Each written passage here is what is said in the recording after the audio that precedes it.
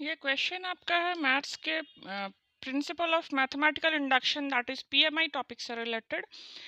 Principal of mathematical induction से related मैंने और भी कुछ क्वेश्चन सॉल्व करके वीडियो अपलोड किया है, आप वहाँ पर हेल्प ले सकते हो। ये नेक्स्ट क्वेश्चन है सेम टॉपिक से।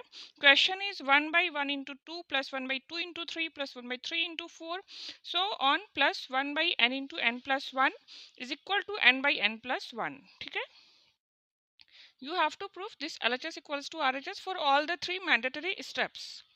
तो स्टेप वन में मैंने आपको पहले क्या बताया था कि स्टेप वन में हम लोग प्रूफ करते हैं फॉर n इक्वल्स टू 1 के लिए, और जहाँ भी आपका LHS और RHS में n है वहाँ पे n के प्लेस पे 1 पुट करके LHS equals to RHS proof करते हैं।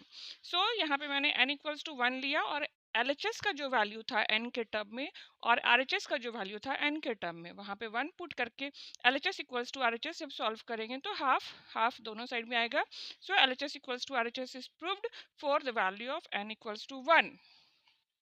It means you have proved step 1. Now we have to move to step 2. Step 2 का क्या कंडीशन होता है कि आपको जहाँ पर भी n है इस गिवन इक्वेशन में, तो वहाँ पे आपको k पुट करके LHS equals to RHS proof करना होता है, बट ये एज्यूम कर लेना है कि that let it be proved. आपको इसको सॉल्व करके स्टेप बाय स्टेप प्रूफ करके दिखाने का नहीं होता है। ठीक है, so for n equals to k, जहाँ भी आपका इस गिवन इक्वेशन में n है वहाँ पे आप k पुट करो। So our equation will be like this after putting n equals to k in the given equation. Now let us consider this equation as equation 1। So let it be proved for n equals to k, क्योंकि step 2 में हम लोगों को इसको proof करके दिखाने का नहीं होता है, बस एज्यूम कर लेना है कि let it be proved. Now come to step 3। Step 3 में क्या करना होता है, जहाँ कहीं भी आपका गिवन इक्वेशन में n है वहाँ पे हम लोग k+1 पुट करते हैं इन प्लेस ऑफ n, और उसको सॉल्व करके आपको LHS equals to RHS proof करना होता है कि both the values are same. तो हम लोग कैसे प्रूफ करेंगे, for n equals to k+1 in step 3, जो भी आपका गिवन इक्वेशन था वहाँ पे आप n के प्लेस पे k+1 पुट कर दो, तो आपका ये इक्वेशन आपका कुछ इस फॉर्म में आएगा। अब आपको क्या करना है, आपको अब सीक्वेंस को आइडेंटिफाई करना है कि आपका जो गिवन क्वेश्चन था, गिवन क्वेश्चन वो किस फॉर्म में जा रहा है। तो आप देखोगे गिवन क्वेश्चन है हमारा 1 × 2, 2 × 3, 3 × 4, और लास्ट टर्म है n × n+1। तो अब आपको क्या करना है, जब आपने n equals to k+1 put कर दिया लास्ट टर्म, तो जस्ट इसके प्रीवियस वाला टर्म हम लोगों को फाइंड आउट करना है। कैसे होगा, 1/k+1, इसको दो पार्ट में डिवाइड कर देते हैं, k+1 और k+1 मीन्स 2। ठीक है, तो k+1 के जस्ट पहले वाला टर्म क्या होगा, k।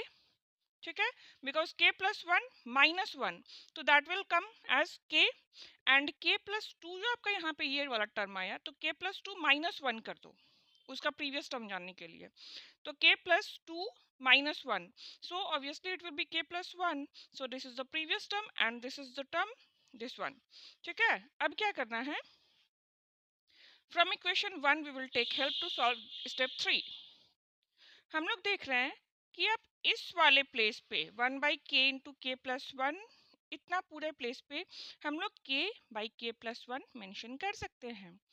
सो इस वाले लाइन में हम लोग क्या करेंगे, यहाँ तक के लिए, स्टार्टिंग से लेकर यहाँ तक के लिए हम लोग, आप देख रहे हो कि ये आपका डेटा कंप्लीटली सेम है, तो यहाँ तक के वैल्यू के लिए आप इस थर्ड इक्वेशन में इक्वेशन 1 से हेल्प लेकर के k/k+1 लिख सकते हैं, और लास्ट टर्म आपका एज इट इज रह जाएगा in left side, that is 1/k+1 × k+2।